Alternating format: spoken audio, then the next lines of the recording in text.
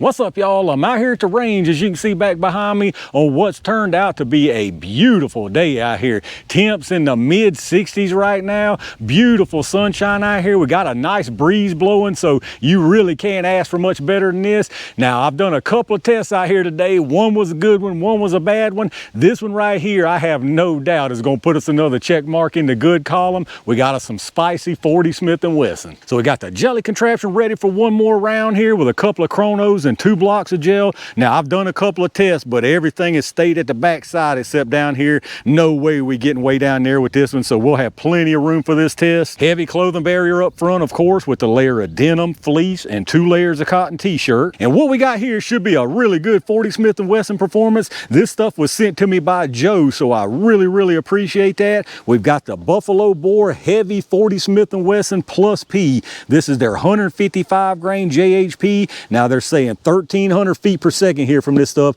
Looks like that was gotten from around a 5-inch barrel, so we're a little bit shorter than that today. We're probably still gonna see very close to that. I've noticed a lot of times his stuff, he's pretty modest with the numbers on his stuff, so it wouldn't surprise me to still see right at 1,300. Now let me go ahead and save some of y'all some time right now. I'm sure you already in the process of getting your little speech typed up with all your lawyer nonsense. Just save that nonsense about the unsupported chamber and all that good stuff.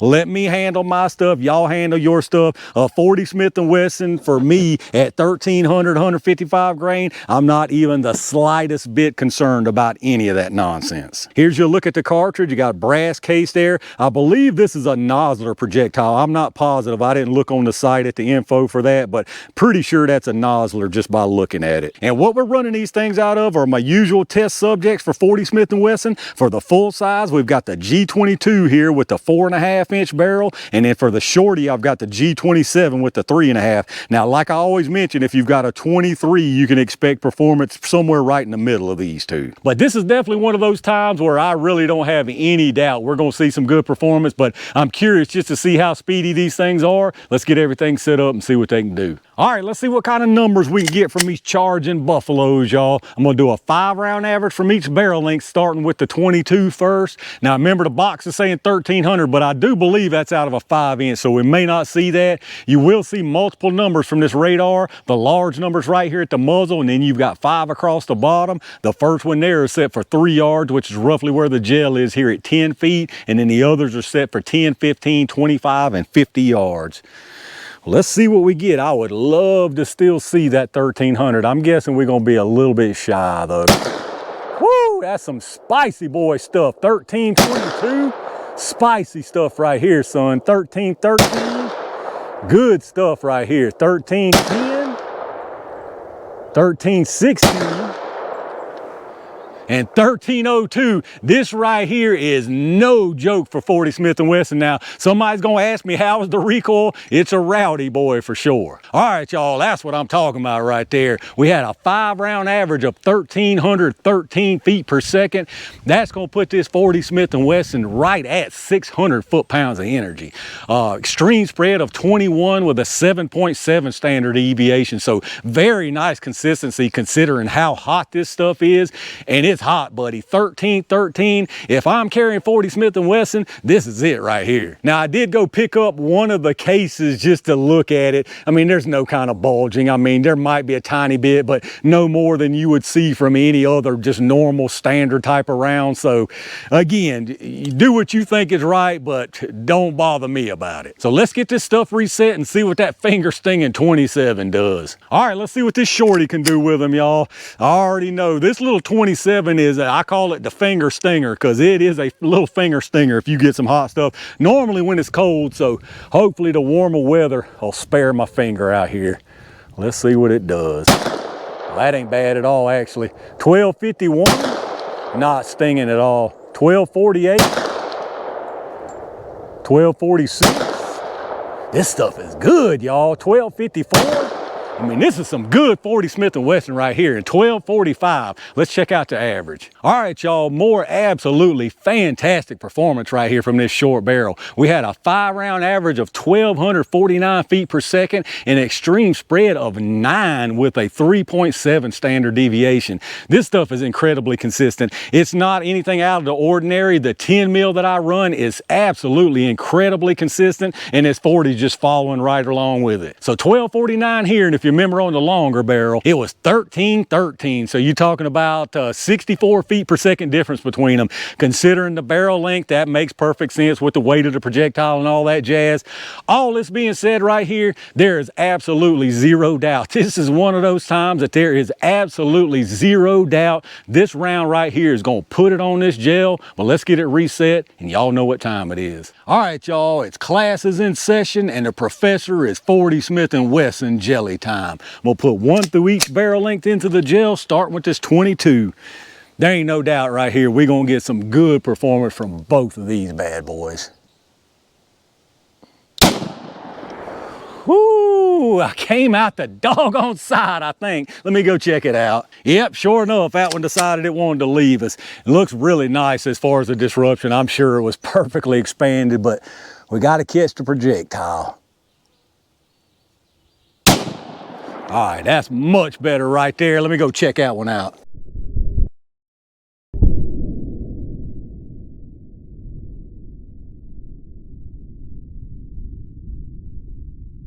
All right, fantastic looking stuff right there. Unfortunately, both of those took up my prime 2 spots in the gel, so this is gonna be super tricky right here to keep it above that other one and out of the ones to the right. Let's just see what happens. It might get a little ugly down here. I feel like that went in a good spot. Let me go see what happened.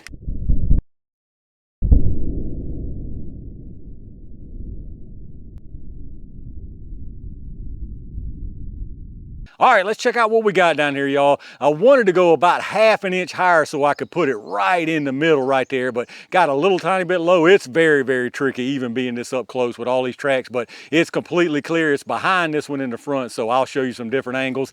Long story short right here, this is fantastic 40 Smith & Wesson. There was absolutely no doubt. I mean, as soon as you pick up that blue and yellow box with the buffalo on the front, you know you're holding good ammo, period. Point blank, period. You know you are holding good ammo. So on the top here, that's the one from the 22. I mean, it speaks for itself, really. Absolutely massive energy dump right here. Fantastic energy dump. We do have a little bit of fragmentation right there. So that nozzler projectile, I'm assuming, I think that's what that is. It's right on the edge, buddy.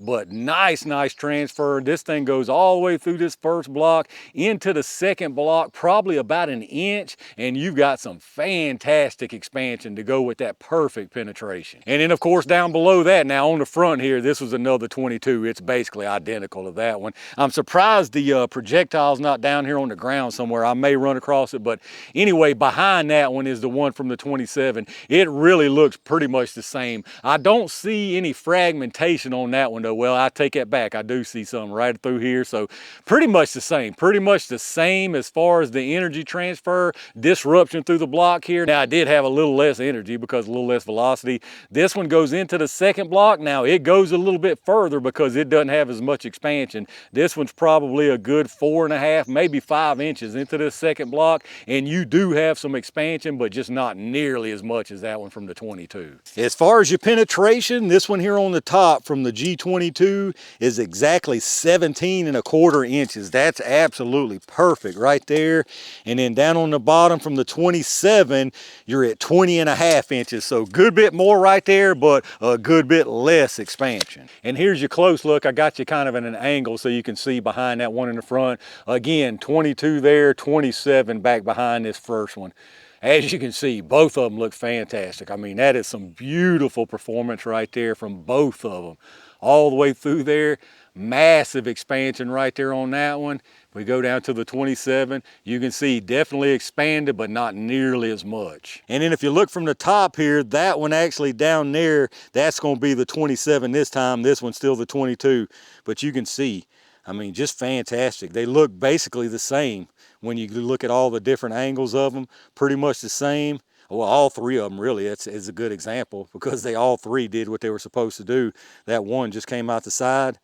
I mean, this is just fantastic performance right here for 40 Smith & Wesson. All right, let's check out these projectiles, y'all. Very, very nice looking stuff here. Now, obviously, you can tell which is which. This one from the longer barrel 22, this one's from the 27. A whole lot more expansion with this 22. That being said, in my opinion, this is absolutely plenty of expansion. Absolutely plenty right here, especially given the amount of energy that this stuff is moving with. I mean, these are some really, really nice rounds right here. You can see on this 22 though, it went above and beyond, buddy. I mean, that's some very, very nice performance. And even the 27, this right here is very, very nice for a 40 Smith & Wesson 155 grain with that kind of energy. But let's get the numbers on them. I know this stuff lost some because we can see some shrapnel in the gel. This one here from the 22, now they both started at 155. This one's all the way down to 151.2, so had some loss right there. This one from the 27 is at 153.2, so not a whole lot, really not a whole lot lost on either one of them, but you did have some loss. And then as far as the size, this is definitely going to be a pretty good difference here. From this 22, you got 614 and 626, so very, very nice expansion right there. And then this one from the 27, you got 546 and 516, so not nearly as much, but again, in my opinion, that's plenty, especially given the other performance that you got. Now, I did want to show you again this brass. Now, again, here's my lawyer speak right here. Don't take anything I say as gospel. Don't listen to what I say. Follow your own safety precautions, yada, yada, yada, all that good stuff. But I can show you right here. Here's some from the, I mean, these are the buffalo bore ones. I mean, there's no case bulging at all to speak of. Obviously, you're going to have some case enlargement just because that's the way it goes when you run ammo. I mean, here it is. Here's a buffalo bore. Here's a spear Lawman, just a FMJ that I run out here to get my point of impact. There's no difference. There's absolutely no difference. So as far as I'm concerned, I personally have absolutely zero reservations about running this stuff through my Glock. So there you go, y'all. The buffalo bore 40 Smith & Wesson plus P 155 grain. Absolutely fantastic ammo. This is some fantastic 40 Smith & Wesson. Personally, if I'm running 40 Smith & Wesson for EDC, this would be it, 100%. Well, I just tell you now, any caliber that I run for EDC, I run 10 millimeter right now. I really don't ever see myself changing away from that unless there's something better, bigger and better that's as easy to carry. I run 10 mil 180 grain buffalo bore, but no matter what caliber I choose to run, it would 100% be either buffalo bore or Underwood. Without question, there is no caliber, no exception, just because I trust both of those loadings. Now, I've had a couple little questionable results on some Underwood stuff, but in general, if I'm running something for EDC, it's going to be from buffalo bore or Underwood. Now, they are both definitely on the pricey side, especially the buffalo bore. There's no beating around the bush. This stuff is incredibly expensive, but it's incredibly good. So it's just a matter of, I guess, how much are you willing to pay for every last little bit of performance? And in my case, I'm not out here blowing through round after round after round of really all this real high dollar stuff. So